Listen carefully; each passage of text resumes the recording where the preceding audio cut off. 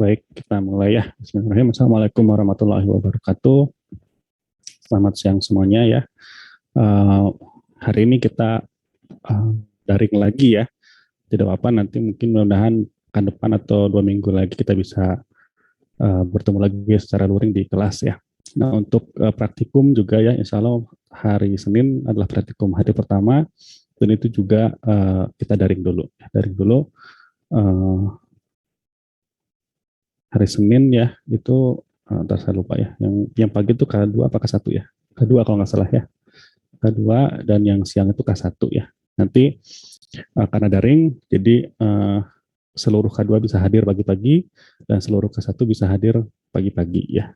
Nanti mungkin minggu depannya lagi ya, setelah kita sudah mulai luring lagi, itu nanti akan saya bagi ya, siapa yang datang luring, siapa yang daring ya. Karena kapasitas kelas kan hanya 30 orang ya, sedangkan K1 dan K2 itu masing-masing ada 40 orang gitu ya. Jadi nanti dibagi 20-20 gitu ya. Ada K2 yang datang 20 orang pertama, dan ada K2 nanti minggu depannya 20 orang kedua yang hadir gitu ya, gantian. Oke. Kita lanjutkan materi hari ini ya.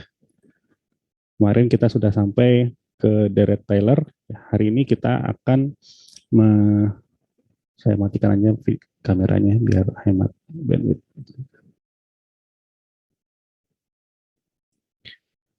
Oke. Ya. Kemarin kita belajar tentang deret Taylor, satu metode untuk yes, itu deret itu yang akan juga saya rasa akan terus bermanfaat ya untuk kalian, tapi kalau ya nanti setelah lulus berurusan dengan ya numerical seperti ini gitu ya. Metode Taylor itu atau deret Taylor itu sesuatu yang walaupun sudah lama gitu, tapi rasanya sampai sekarang tuh masih dipakai gitu ya. Nah, di bab 4 ini kita akan mempelajari cara mencari akar ya, yang sebetulnya bukan lagi sesuatu yang baru ya untuk kalian ya. Kita sudah sama-sama tahu berbagai teknik, berbagai cara untuk mencari akar dari persamaan non-linear ya. Nah, cuma yang selama ini kita kerjakan mungkin yang paling mudah ya, kita zaman SMA atau zaman TPB gitu ya, itu adalah persamaan pangkat 2 ya, yang paling besar itu, yaitu kan kita bisa pakai rumus ABC gitu ya. Nah, sebelum ke sana ini mungkin saya bacakan dulu objektif atau tujuan dari bab ini ya. Yang pertama, memahami interpretasi grafis dari akar persamaan ya. Ini adalah metode pertama yang akan kita pelajari, interpretasi grafis ya. Kemudian kedua, mengetahui interpretasi grafis dari metode regrafasi dan mengapa biasanya regrafasi itu lebih unggul dibandingkan metode bisection. Ya, nanti ada setelah interpretasi grafis ada metode yang kedua, yaitu adalah metode regrafasi ya, dan metode bisection atau setengah selang. Ya. Ya, kemudian ada memahami perbedaan antara metode tertutup dan terbuka untuk mencari akar-akar, memahami konsep konvergensi dan divergensi, yang namanya juga metode numerik ya, menggunakan komputer. Itu ada istilahnya konvergen ya, artinya kita mencari sesuatu itu dari awalnya tebakan kita asalnya kasar, lama-lama konvergen menjadi tepat gitu ya.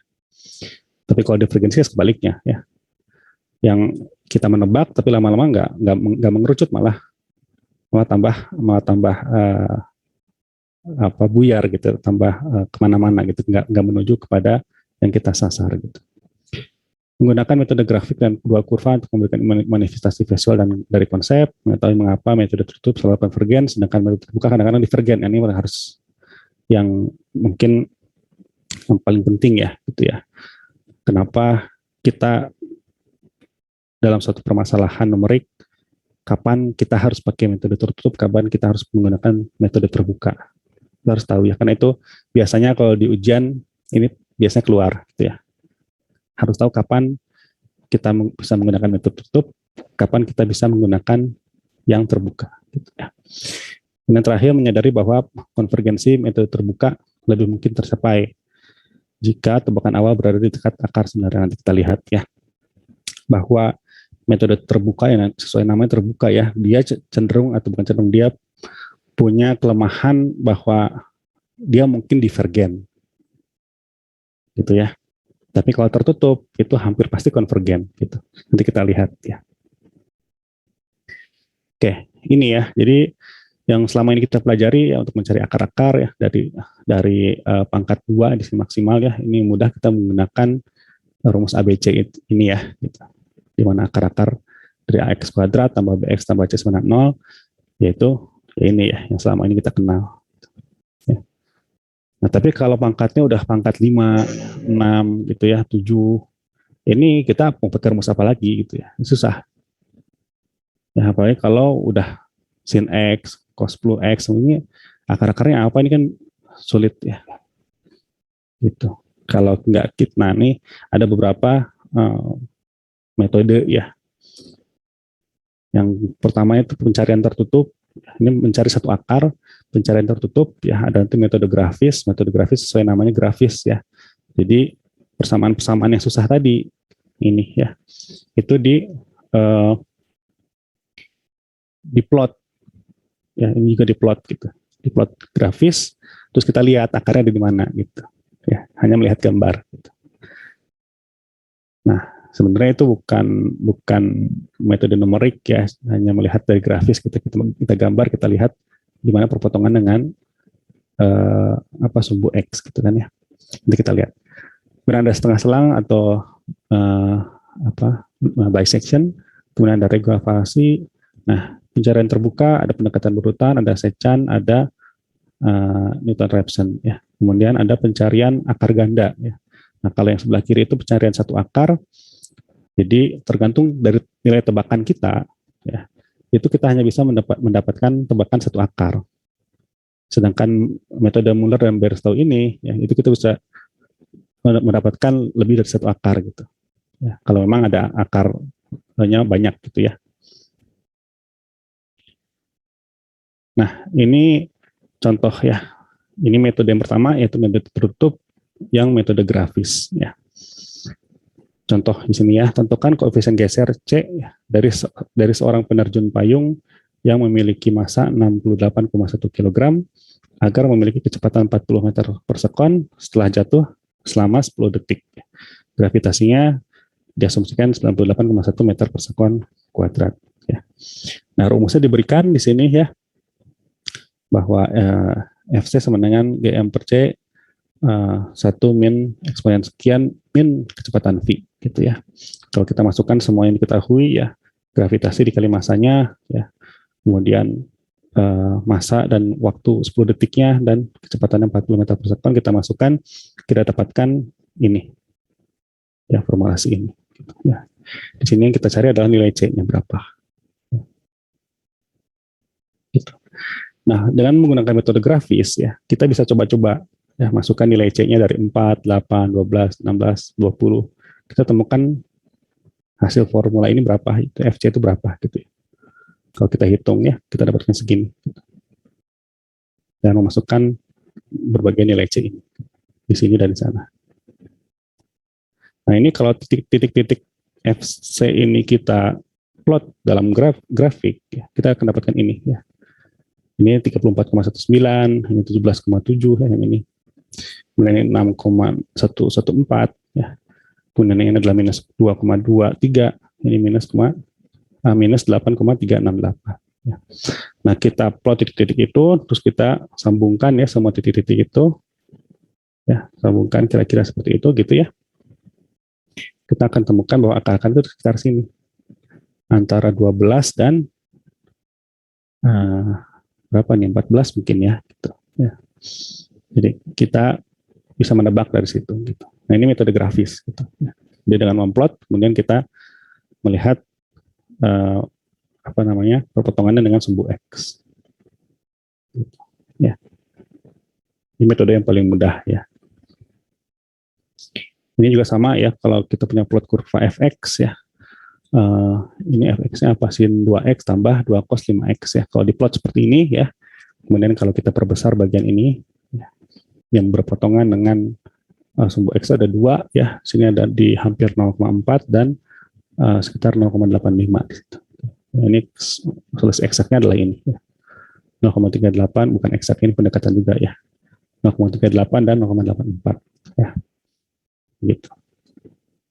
Ya, ini metode yang grafis ya. Ini nggak perlu saya bahas lebih jauh ya, ini mudah gitu ya. Nah, dari metode grafis ya kita tahu bahwa kalau ya bentuknya seperti ini grafiknya gitu ya, itu kita tahu nggak ada akar-akarnya karena nggak ada yang berpotongan dengan sumbu X gitu. Kalau bentuk grafiknya seperti ini ada satu akar ya. Cirinya adalah ketika fx1, ini f1 ya, ini fx1 tingginya dikali dengan fx2 itu negatif ya. Ini tingginya positif dikali tingginya negatif, jadinya negatif gitu ya. Kemudian kalau bentuk akarnya kalau bentuk kurvanya seperti ini gitu ya. Ini kita tahu ada 2 akar ya. Cirinya adalah kalau kita kalikan fx1 positif dikalikan dengan fx2 positif ya, jadi hasilnya positif juga. Ya. Nah, tapi ya yang ketiga ini cirinya juga sama seperti yang ini gitu ya. Sama-sama fx1 kali fx2 itu negatif ya, tapi sudah 3. Ya, ada 3 akar. Nah, ini kecuali ya. Kecuali ada sejumlah pengecualian di mana fx1 dikali fx2 itu negatif, tapi jumlah akarnya genap. Ya. Kalau ini tadi kan ganjil ya, fx1 kali fx2 negatif, akar-akarnya ganjil, ada 1, di sini ada 3 gitu. Ada beberapa pengecualian, ini salah satunya ya. Ini kan juga fx1 dikali fx2 kan negatif ya, tapi jumlah akarnya ada genap, ada 2 gitu. Ini juga sama negatif ya, ini fx2, ini fx1, ini ada 2 ya, akar-akarnya ada 2 gitu. Ya, ini metode grafis ini sangat membantu untuk kita memahami ya bagaimana fungsi itu ya seperti apa gitu. Kita bisa melihat bahwa akar-akar itu ada berapa. Ya. Metode grafis ini kekurangannya tidak eksak ya. Perlu waktu untuk coba-coba ya. Seperti tadi kita masukin nilai C satu-satu gitu ya. Kemudian kita plot garisnya gitu ya. Terus setelah dapat garisnya pun ya kita cuma bisa mendekati nilai yang berpotongan dengan sumbu X gitu ya. Tapi kelebihannya ya ini bisa membantu aproksimasi akar ya. Jadi kalau kita menggunakan metode numerik ya, kita dapatkan angka gitu, kita bisa tahu ya bahwa akar yang kita dapatkan itu benar apa enggak gitu. Nah sekarang untuk memplot grafik-grafik seperti ini kan sudah sangat mudah ya. Di website di online juga sudah ada ya pakai Wolfram Alpha itu ya, bagi yang belum tahu ya. Gitu. Wolfram Alpha kita masukin persamaannya, langsung keluar plotnya gitu kan ya. Nggak perlu lagi pakai MATLAB susah-susah gitu ya. Sekarang tinggal masukin persamaannya, diklik online, langsung keluar. Yang kedua, membantu pemahaman atas perilaku fungsi. Yang ketiga, membantu mengantisipasi kesalahan numerik. Ya. Oke, ya, ini metode grafis. Nah, ini yang kita akan mulai masuk ya, yang metode numerik yang sebenarnya gitu ya. Yang beberapa metode tertutup dan terbuka yang sudah sangat umum ya diajarkan di berbagai textbook begitu ya. Yang pertama adalah, atau yang kedua ada di sini metode tertutup ya, yaitu setengah selang atau bisection ya. Ada nama lainnya juga ya. Ada binary chopping, ada interval halving, dan Bolzano's method ya. Tapi kalau di Indonesia penamaan yang paling sering muncul adalah setengah selang ya. Nah, setengah selang ini prinsipnya seperti apa ya? Ini saya bacakan dulu ya. Bila suatu fungsi fx sama dengan 0 kontinu pada selang x1 dan x2, nah, ini baca satu kalimat ini apa maksudnya, udah bingung gitu. Jadi artinya kalau kita punya fungsi ya fx di 0 ini gitu ya, dan kalau kita punya x1 di sini dan x2 di sini ya, kemudian kita fungsi itu kita teruskan gitu ya, ini kan kontinu gitu ya, nggak discrete gitu ya. Jadi kalau kita punya satu fungsi kontinu pada selang x1 dan x2 serta fx1 dikalikan fx2, ini harusnya ada kurung tutupnya ya, fx1 dikali fx2 itu negatif ya, maka ya seperti yang tadi kita lihat di atas tadi ya, di sini ya, kalau ini dikalikan itu ya minimal ada 1 ya, ada 1 akar XR, kita tulis XR yang memenuhi fxr sama dengan 0. Itu contohnya ini ya. Ya, tapi fx1 dikali fx2 negatif itu kan kemungkinan tidak hanya 1 akar ya, tapi bisa juga 3 akar ya, seperti yang tadi di atas gitu ya. Tapi paling tidak kita tahu bahwa ada 1 akar gitu ya. Nah, idenya adalah ketika kita punya ya x1 dan x2 ya gitu, tahu bahwa fx1 dikali fx2 itu negatif ya, kita menebak akar-akar. Tebakan pertama kita untuk akar-akar adalah XR di sini ya, adalah ini di sini. Ini cara ngitungnya bagaimana? Cara ngitungnya adalah ini ya, X1 ditambah X2 dibagi 2 ya, seperti dirata-ratakan gitu ya. Ya makanya disebut setengah selang ya. Karena memang dari selang X1 sampai X2 itu dibagi dua. Ya. Menebak XR, ini tebakan pertama. Ya. Nah, setelah kita dapatkan XR tebakan pertama, ya, kita buat evaluasi. Ya. Jika Fx1 dikalikan Fxr itu positif, maka XR itu berada di bagian atas. Ya. Sehingga X1 yang baru itu adalah XR. Kemudian kembali ke langkah 2. Tapi kalau Fx1 dikali Fxr itu negatif, ya seperti ini contohnya ya. Ini kan XR yang baru ya. Fxr dikalikan dengan Fx1. Ini kan negatif ya. Yang ini tingginya positif, yang ini tingginya negatif kan ya. Nah, kalau kondisi seperti ini, ya, Fxr dikali Fx1 itu negatif, maka ini akan menjadi X2 baru. Maksudnya itu, yang B itu. Ya, tapi kalau Fxr, ya nanti kita lihat di step yang kedua ya. Dan dalam hal ini X2 baru, jadi X2 baru ya. Kemudian kembali lagi ke langkah 2. Ini menjadi X2, ini tetap X1. Nah, sekarang XR yang baru adalah X1 ditambahkan X2 yang baru ini dibagi 2. Ya.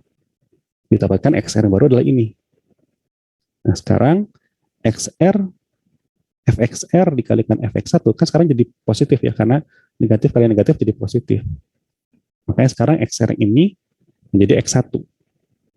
Ya, sesuai yang A ini. Ya. Jadi pada intinya adalah evaluasi pada step ketiga ini adalah untuk memastikan bahwa Fx1 dikalikan Fx2 itu selalu negatif. Ya. Jadi selalu ada di antara ini ya. X1 dan X2 itu selalu bentuknya positif dan negatif. Kemudian yang ini tadi ya, ini positif, ini negatif. Kemudian yang ini positif dan negatif dan positif. Ya. Ini menjadi X1 yang baru, ini tetap jadi X2. Bingung nggak? Ya.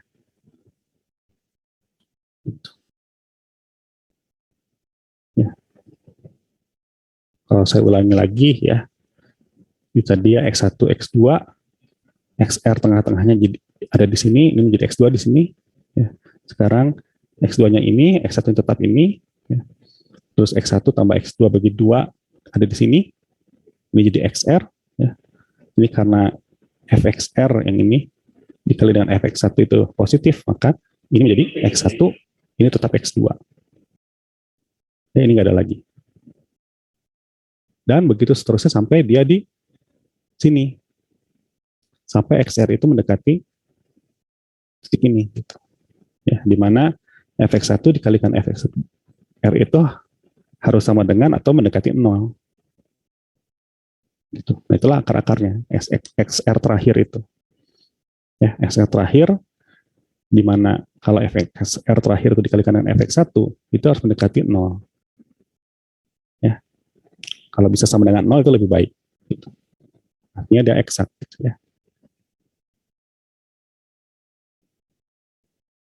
Oke, kalau ada yang bingung atau ingin ada yang bertanya, di sela aja ya. Nggak perlu nunggu sampai akhir kuliah. Oke ya. Nah, semakin banyak iterasi yang dilakukan, ya selisih antara XR lama dengan XR baru itu akan makin kecil. Ya. Kita dapat menentukan perkiraan error relatif terhadap nilai perkiraan XR baru sebagai berikut. Ya. Jadi ini errornya XR baru ditambah XR lama dibagi XR baru, itu errornya. Gitu, ya. Ya. XR lama, XR baru ini ya, ditambah dengan XR lama itu yang ini ya, itu dibagi dengan XR baru. Ya. Itu errornya. Ya. XR baru di sini adalah XR yang makin mendekat ke nilai akar sebenarnya. Sedangkan XR lama adalah nilai XR tebakan sebelumnya yang jauh dari nilai akar sebenarnya. Jadi ada selisih gitu ya. Oh, ini ditambah ya, harusnya dikurang ini ya. Nanti saya cek lagi ya, saya salah mungkin. Nah, ini adalah epsilon A ya. Ini bisa digunakan untuk menentukan kapan iterasi harus berhenti. Jadi kapan suatu iterasi itu harus berhenti ya. Kan di sini kan kondisinya adalah apa, kita akan mendapatkan angka persamaan kalau fx1 dikali fxr itu sama dengan 0. Tapi kan kadang-kadang kita nggak bisa mendapatkan sama dengan 0. Yang bisa kita dapatkan biasanya mendekati 0 ya. Makanya kita harus kasih kondisi ya. 0,00 berapa gitu ya, yang menurut kita sudah akurat gitu. Ya, kalau tidak mungkin 0 banget gitu ya, harus 0,000 berapa gitu ya. Nah, tingkat keakurasian itu ya, atau threshold ya kita nyebutnya gitu ya, itu adalah epsilon ini ya. Ya.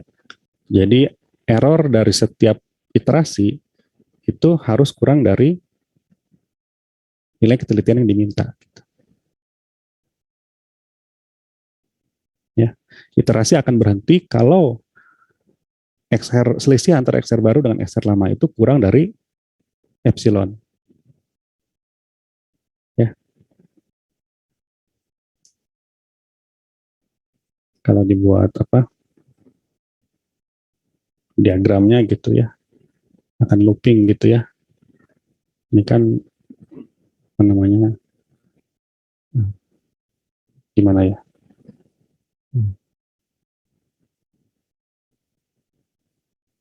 Kita ngitung XR ya. Kemudian dihasilkan XR yang berapa gitu dihitung ya. Ada pemilihan gitu mungkin ya. Ini A-nya sudah kurang dari epsilon A-nya sudah kurang dari epsilon belum gitu ya.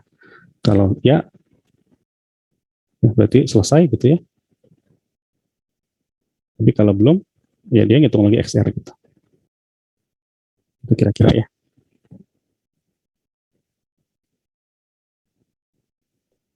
Apa istilahnya, Pak? Iya. Yang di slide sebelumnya apa? Yang XR di bawah berada di bagian atas atau berada di bagian bawah itu melihatnya gimana ya, Pak? Yang mana?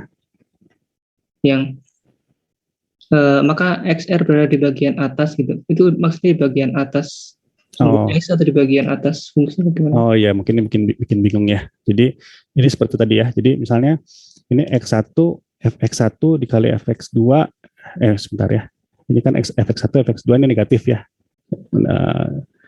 Kemudian kita hitung XR-nya ya, XR dapat di sini. Ini XR pertama ya. Nah, maksudnya di atas dan di bawah itu adalah ini kan fx1 dikalikan fxr kan negatif ya. Maka XR berada di bagian bawah. XR itu maksudnya adalah ini XR yang kita cari ada di bawah si XR ini, di bawah, maksudnya di bawah itu di sini gitu, sebelah kirinya. Ya.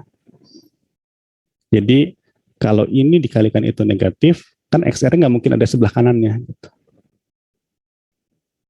Tapi XR yang kita cari itu yang final target kita ada di sebelah kirinya. Ya, atau kalau apa istilahnya ini, kalau grafik ini kita rotate 90 derajat ke sana gitu, ya ada di bawah gitu ya.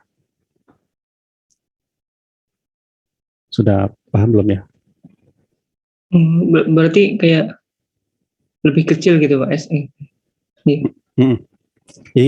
Jadi kan tadi seperti ini. Kalau ini ya, kalau fx1 dikalikan fx2 itu negatif, di antara selang antara x1 dan x2 itu pasti ada akar. Ya. Gitu. Tapi kalau fx1 tambah fx2 itu positif ya, itu belum tentu ada akar ya, atau bisa jadi seperti ini akarnya 2 gitu. Ya. Nah, metode setengah selang itu untuk memastikan bahwa fx1 dikalikan fx2 itu selalu negatif. Itu sih intinya. Ya. Jadi ketika kita dapatkan XR, ini XR ini mau dijadikan X1 baru atau X2 baru. Itu aja sih yang poin nomor 3 ini. Kan kalau 3A itu, si XR itu menjadi X1 baru. Kalau yang B, XR itu menjadi X2 baru. Ya. Nah, cara menentukannya gimana? Ini kan kita dapat XR nih ya, dari hasil X1 tambah X2 tambah bagi 2. Ya, dapat XR. Nah, XR ini nggak mungkin jadi X1. Kenapa? Kalau ini jadi X1 dan ini jadi X2, kan di selang antara selang ini nggak ada akar. Gitu, makanya ini harus jadi X2. Karena antara X2 yang baru ini dengan X1 yang lama, ya, ini ada akar di sini gitu.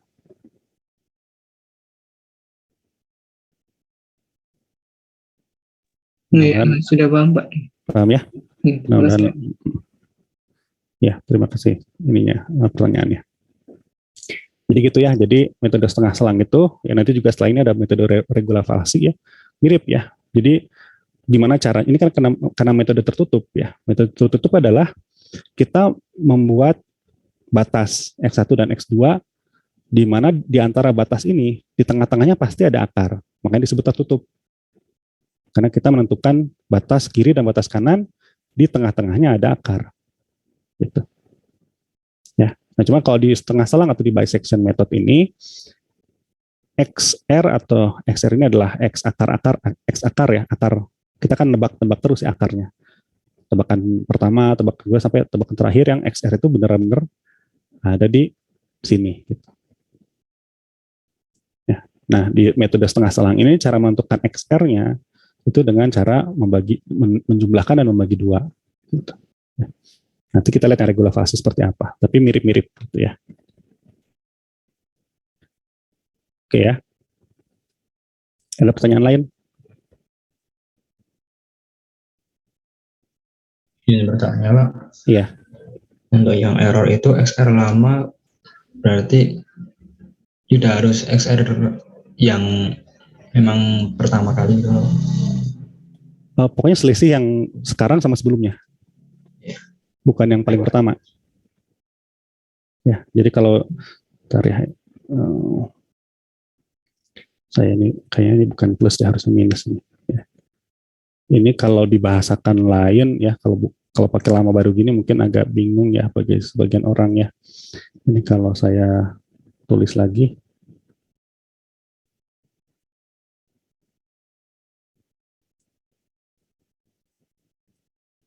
Ya, ini I plus 1 atau iyalah ini I min 1 yang sekarang dan sebelumnya itu kali ya, mungkin lebih mudah.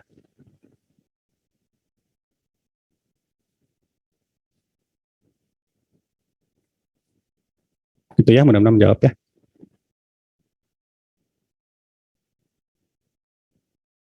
Menjawab nggak? Oke. Sip, kita lanjutkan ya. Kalau tidak ada pertanyaan lagi. Nah, kelebihan metode setengah selang yang pertama itu mudah ya. Karena ya tadi hanya tinggal membagi dua saja gitu ya. Selalu menemukan akar konvergen ya. Namanya juga metode tertutup ya. Karena kita mengurung akar-akar itu dalam satu batas yang kita tahu gitu. Ya.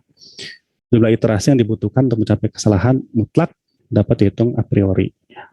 Nanti kita lihat perbandingannya dengan regulasi. Nah, kekurangannya dia lambat. Ya.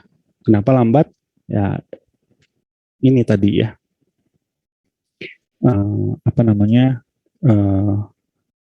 Karena dibagi dua ya. Karena ini dibagi dua, XR yang tebakan pertama kita tuh masih jauh dari sini gitu. Ya. Padahal nanti kalau kita lihat regulasi ya, tebakan pertama itu bisa langsung dekat gitu. Nggak jauh ya. Karena ini langsung dibagi dua aja, ditembak begitu aja dibagi dua gitu ya. Jadinya lambat ya untuk mencapai, butuh sekian banyak iterasi untuk mencapai sini gitu. Ya. Yang kedua, perlu menemukan dugaan awal X1 dan X2. Ya ini memang syarat dari metode tertutup ya. Karena kita menciptakan batas gitu ya, X1 dan X2. Yang ketiga, tidak ada catatan yang diambil dari fakta bahwa jika Fx1 mendekati 0, ada kemungkinan bahwa akar persamaan dekat dengan nilai X1. Ya, ini artinya yang tadi ya, saya bilang, kalau Fx1 itu diketahui mendekati 0, ya misalnya ini, Fx1 ini adalah misalnya 1 koma gitu kan, itu kan dekat dengan 0 ya. Nah, kalau kita mengconsider atau mengconsider ya, fakta bahwa Fx1 itu dekat dengan 0 ya, itu kan kita bisa lebih cepat mencapai akar-akarnya gitu. Tapi di sini nggak dikonsider sama sekali gitu. Ya. Mau efek satunya berapa, efek satunya berapa, pokoknya gini aja gitu dibagi dua gitu. Ya. Ya. Nah, itulah nanti yang akan direvisi oleh metode regular-valasi. Gitu ya. Nah, ini adalah SDOCODE ya, metode setengah selang. Ini saya nggak akan banyak menjelaskan ya, tapi pada dasarnya adalah di sini kalian sudah belajar juga itu ya, pengenalan komputasi ya, TPB ya, ada SDOCODE juga ya.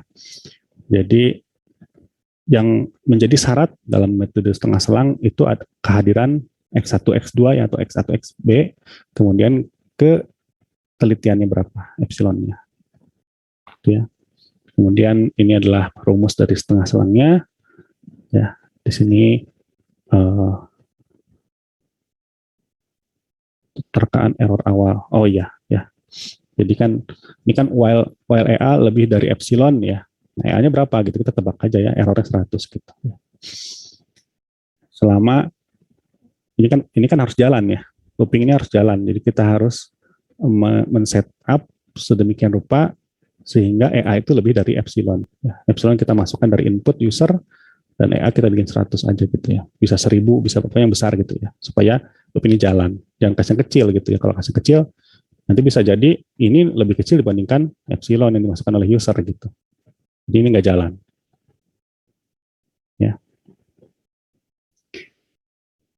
Terus kita lakukan evaluasi ya. Kalau fx1 dikali fxr itu kurang dari 0, maka x2 yang baru adalah xr. Kalau selebihnya xa itu adalah x1 adalah xr-nya. Ya, dan begitu seterusnya ya. Itu nanti ini adalah SDOCODE-nya yang bisa kalian nanti terjemahkan ke bahasa apapun ya, termasuk Python gitu ya. Nah, itu tadi metode setengah selang ya. Nah, sebelum kita lanjut ke regular-valasi ya, kita latihan dulu ya menggunakan seperti biasa pakai Excel ya. Saya sudah siapkan di MS Team Microsoft Excel buat latihan bisection ya. Silakan di download ya. Yang 4 latihan akar nonlinear part 1 itu.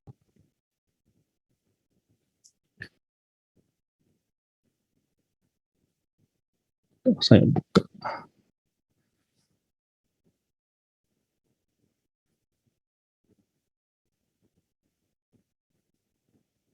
Itu ada 4 tab ya, ada 4 sheet.